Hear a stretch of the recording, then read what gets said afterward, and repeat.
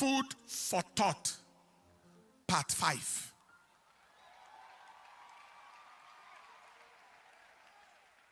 There are people wondering why the church or church leaders should be bothered about governance or politics. That is very absurd, very ridiculous. It is as ridiculous as asking why a person should be interested in the sanity of the pilot that is to fly him in an aircraft. Or why a person should be concerned about the expertise of the surgeon that is to perform a major operation on him. Or why a person should be worried about the health and hygienic status of the caterer that serves him food. Please understand this. Anyone who is not concerned about those things that concern his existence is a concern himself.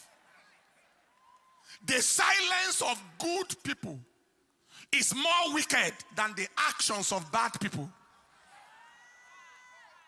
Evil thrives when good people are silent, and most times silence is taken to mean consent. No one is permitted to keep silent when their destiny is being decided.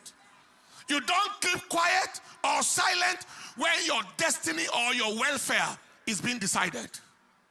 To keep quiet when your destiny is being decided, like in a political setting, is to end with an outcome that may not be desirable. Now, why should the church people, church leaders, and the society at large be interested in politics and governance? Why should we be interested in who heads the government? First, government makes policies, and policies affect the society, and the church is part and parcel of society.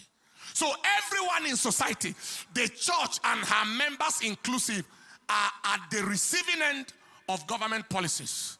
Second, government's failure places a high burden of care on the church as a religious and charity institution. For example, when people can't pay their children's school fees, house rent, etc., it is not the government they go to for help. It is the church they come to. When a person's loved ones get kidnapped, the church most times is their first point of call for prayer and emotional support. And someone says the church should not be interested. Government's inability, incapacity, and irresponsibility leading to insecurity of lives and properties of the citizens places a high burden of responsibility on the society at large, the church inclusive. Government's policies and actions, listen to this, that forbid religious freedom and facilitate religious persecution and intolerance, especially against Christians and the church, pose very great existential threat to the church.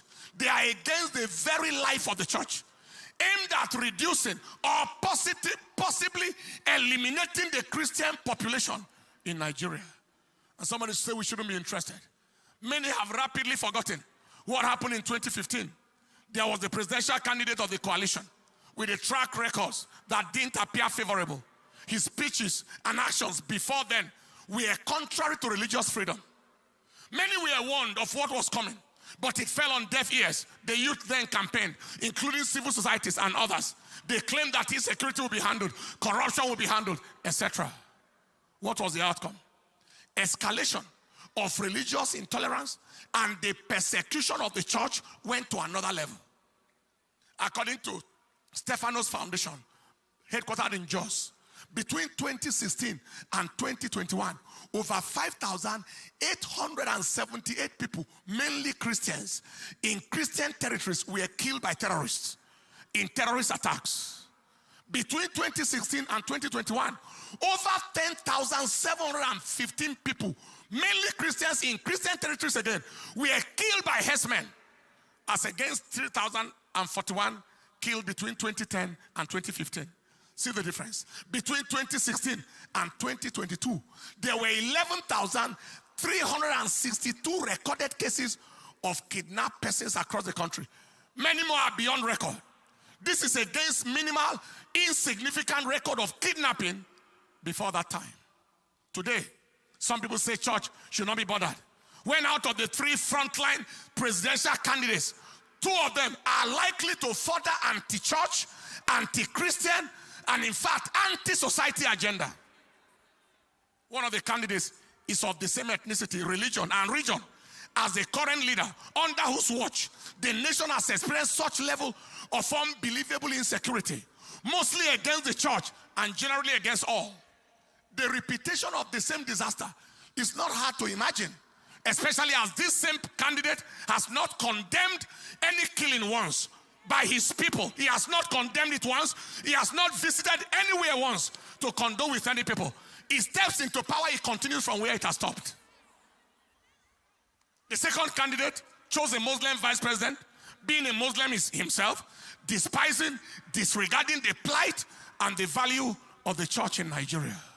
The third candidate, the third one, remains the only sensible, only credible way to go. Not just for the good of any region or religion, but for the good of the nation as a whole. So for anyone to say that church should not be involved in governance and politics of the nation, he is either daft, deceived, dubious and fraudulent, demented, that is insane, or a demonic agent from hell who want the destruction of the church. Friend, you have been shown the way. Did you see the way? You have been shown the way. Follow the way. Go out and vote. Do all you can to ensure that your vote counts. God bless Nigeria. Stand up on your feet. Somebody may say, but the one, no, you can go ahead. The one that is of the same religion and region and ethnicity as the current leader of the nation has a Christian gentleman vice presidential candidate. Somebody may say that. Don't forget that that was our situation in 2015. There was the Christian gentleman, pastor of in a denomination. Many people voted in that time because of the vice president. From the region where he has come from, we came from, they voted. The denomination, the Christianity voted, Pentecostal cycles voted, and his denomination voted with the hope that he is there, and that means that there is hope. Question: what difference has been made? Brutal question. To what extent was he able to stop insecurity, to stop the massive killings, the massive persecutions, and the massive anti-religious agenda against Christianity? What extent? But I want you to notice that every time they gave him the opportunity to act as acting president, things rapidly changed. Things rapidly changed. But to what extent was he given that opportunity? So don't let anybody deceive you. That, so let us vote because of this and that and that. Let nobody deceive you. Open your eyes. We shall not let history repeat in our nation. We shall not let history repeat in Nigeria. Wasn't that vice president, the current one, wasn't he good enough to come out as presidential candidate? Why was he denied? Why didn't it happen? Because a demonic agenda must still continue, which is being frustrated right now. Are you hearing what I'm saying? Because they deceive, people deceive themselves, and we deceive ourselves a lot. All you need to do to face the future is to think about the past. What has happened before, it gives an idea of what is likely to happen before. Don't let anybody deceive you. The frontline people, the arrowheads, are the people to consider right now in terms of who gets up there. I believe you have heard. Help me tell people, have you heard?